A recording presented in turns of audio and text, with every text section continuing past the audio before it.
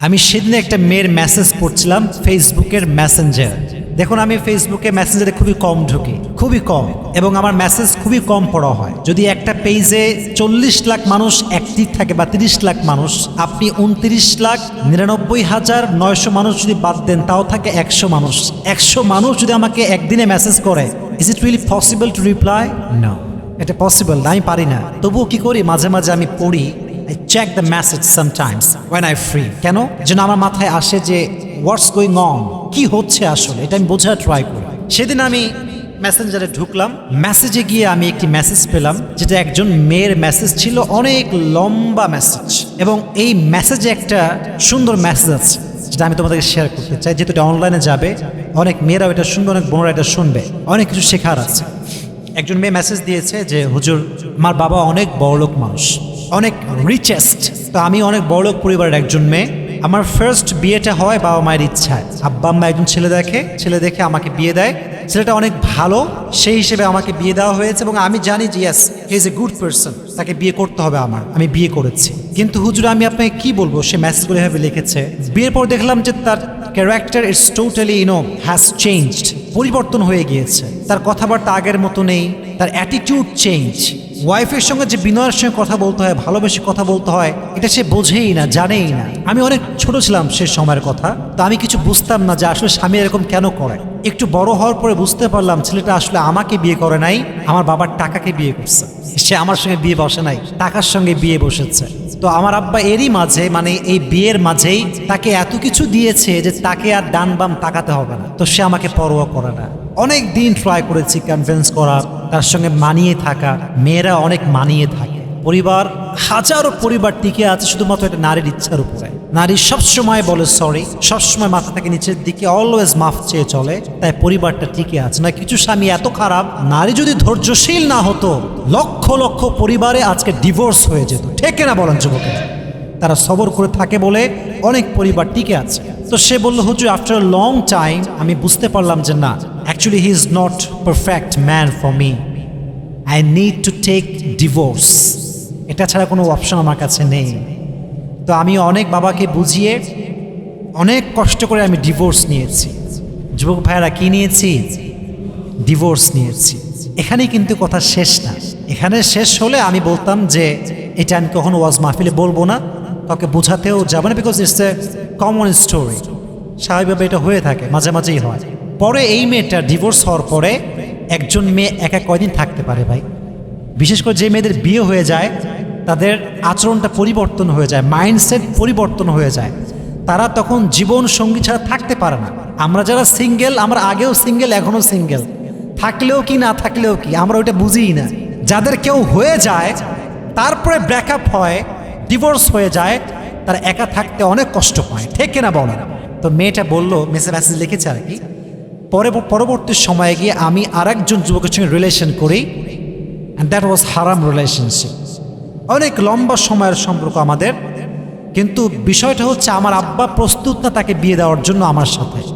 আমি আব্বাকে অনেক কনভিন্স করি যে আব্বা একটু রাজি হও, রাজি হও, রাজি হও। তো আব্বা আমাকে বারবার বলছিল, মা, অ্যাকচুয়ালি সেই ছেলেটা তোমাকে ভালোবাসে না, সে একটা মতলবে তোমাকে ভালোবেসেছে, তুমি বুঝতেছো না। কিন্তু আমি হুজুর বুঝি নাই। আমি আব্বা আম্মার বিরুদ্ধে গিয়ে কোর্টে গিয়ে বিয়ে করছি, আব্বা আম্মার এগেইনস্টে গিয়ে। কিন্তু বাবা মা তো ভালোবাসে সন্তানকে, কয়দিন না মেনে থাকতে পারে বলেন? একটা সময় গিয়ে মানতে বাধ্য হয়ে যায়। তো সেই মেয়েকে বিয়ের কিছুদিন পরে, একটা মাত্র মেয়ে, সন্তান যার একটা হয়, চাই সে ছেলে হোক কিংবা মেয়ে হোক, আব্বা আম্মা তার প্রতি সবসময় দুর্বল থাকে। যেমন আমি, আমার বাবার একটাই ছেলে হচ্ছে আমি উল্টা করলেও আব্বা আমার ভালোবাসে, ঠিক করলেও ভালোবাসে, কারণ আমি একটাই ছেলে। একটা ছেলে যার হয়, কি যে উইকনেস কাজ করে, ওইটা বাবা মা বোঝে, আর কেউ বোঝে না। তো পরবর্তী সময় যেটা আমি মেসেজে পড়লাম, সেই মেয়েটাকে আব্বা লাস্টে বাসায় উঠায় নিয়ে আসছে, মেনে নিয়েছে। এবং এটাই ছিল হচ্ছে ছেলের চাল। ছেলে চেয়েছিল যে কোনো মতো আব্বা মানলেই হয়। তখন আমার দাবি দেওয়া শুরু হবে যে আমি আসলে কি চাই। ছেলেটা পরে বাইক নিয়েছে, মোটা অঙ্কের টাকা নিয়েছে। যখন সব নেওয়া শেষ, শুরু হয়ে গিয়েছে বাজে ব্যবহার। তবে মেয়েরা প্রথম সংসারে যেই পরিমাণ অভিযোগ করে, দ্বিতীয় সংসারে কিন্তু সেই পরিমাণ অভিযোগ করে না। প্রথম সংসার যেমন একটুতেই অধৈর্য হয়ে যায়, দ্বিতীয় সংসারে কিন্তু তার চরিত্র পরিবর্তন হয়ে যায়, হাজার কষ্ট পেলেও চুপ থাকে। ঠিক কিনা বলেন? তো বললো, হুজুর আমি অনেক ধৈর্য ধরেছি। পরের ঘটনা, সেটা নাকি বলেছে যে আমাকে 50 লাখ টাকা দিলে আমি আপনার মেয়ের সঙ্গে সংসার করবো, না হয় করবো না। এবং আমি অবাক হলাম, বাবা মেয়েকে কতটা ভালোবাসে আপনি চিন্তা করেন। পরে নাকি ওর বাবা অনেক ম্যানেজ করে প্রায় নাকি 30 লাখ টাকা 40 লাখ টাকা তাকে দিয়ে, ছেলেকে দিয়েছে আর কি, যে ঠিক আছে আমার মেয়ে তো আগে বিয়ে হয়েছে একবার, আবার ডিভোর্স হয় তো খুব খারাপ জিনিস, তো খুব খারাপ বিষয় এটা। আব্বা তো এটা মানতে পারবে না। পরে মেয়েটাকে সে আবার রেখেছে ওখানে। কিন্তু ছেলে তো ছেলেই, ছেলে যখন বেঈমান হয়, এত বেঈমান হয় ছেলেরা, এটা আপনি কল্পনাও করতে পারবেন না। যারা টাকার লোভী, এদের মতো জঘন্য পুরুষ দুনিয়াতে আর কেউ নাই। ঠিক এরা বলে সবচেয়ে জঘন্য পুরুষ হচ্ছে এরা। এরা এত নিম্ন লেভেলে যেতে পারে, আপনি ইউ কান্ট ইমাজিন ম্যান, আপনি কল্পনাই করতে পারবেন না। ইস, পরে ফাইনালি সে মেয়েটা লিখেছে অনেক লম্বা মেসেজ, আসলে অনেক ধৈর্য নিয়ে পড়েছি মেসেজটা, এত ধৈর্য নিয়ে কখনো মেসেজ পড়ি না।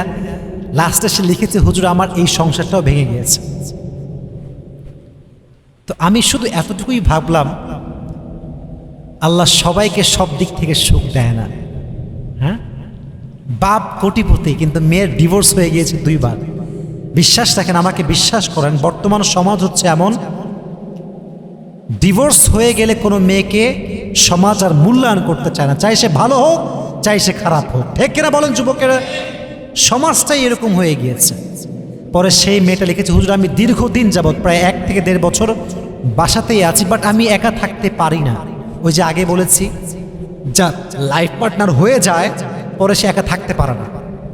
পরে মেয়েটা আমাকে লিখেছে, হুজুর আমি কি করতে পারি, আপনি একটু আমাকে হেল্প করেন, কোনো দিনদার কাউকে আমি পাই কিনা, এরকম আমাকে হেল্প করেন। কিন্তু আমি ভাবতেছি এইটা যুব সমাজে এখন আমাদের যে লেভেল, আমাদের যে চিন্তাধারা, একবার ডিভোর্স হইলে কেউ বিয়ে করতে চায় না।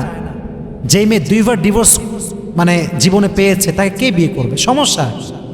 সব যুবক তো টাকা পয়সা চায় না, একটা ভালো বউ তো সবাই চায়। যুবক ভাড়া চায় কি চায় না?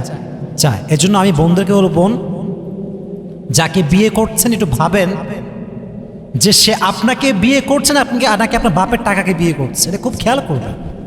অনেক যুবক ভাবে যে খালি একটা বড়লোকের মেয়ে পাইলে হয়, টাকা পয়সা নিব, যৌতুক নিব, ইস্টাবলিশ আমি হয়ে যাব যখন, বাস আই উইল লিভ, আমি পালাবো, আমাকে আর কেউ খুঁজে পাবে না। এরকম বদমাইশ গাদ্দার যুবক আপনার বাংলাদেশে আছে না নাই? আপনার বলো না কেন, আছে না নাই? অনেক আছে। তবে মাথায় রাখবেন, আল্লাহর মায়ের হচ্ছে সবচেয়ে বড় মায়ের। আল্লাহ কাউরে ধরে না, ধরলে কিন্তু যেই দিন আপনার আল্লাহ ধরবে সেদিন একদম কায়েদ করে ফেলবে। মনে করছেন টাকা মেরে খাবেন, বেঈমানি করবেন, বিশ্বাসঘাতকতা করবেন, and you will be the most happy person in the world? No, no, no, no, no, no. এটা হতে পারে না। বেঈমান কখনো সুখী হতে পারে না, গাদ্দার কখনো সুখী হতে পারে না। যে মানুষের বিশ্বাস নিয়ে খেলে, তাকে একদিন আল্লাহ এমন ভাবে ধরে, তাকে সমস্ত কিছু থেকে নিঃশ্বাস করে ছেড়ে দেয়। ঠিক কিনা বলেন?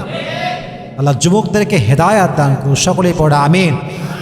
যেই মেয়েগুলো ডিভোর্স হয়ে গিয়েছে, তালাকপ্রাপ্তা মেয়ে, আল্লাহ প্রত্যেকটা মেয়েকে ধৈর্যশীল হয়ে তাদের জীবনকে চালাবার তৌফিক দান করে। সকলেই মন খুলে পড়া আমিন।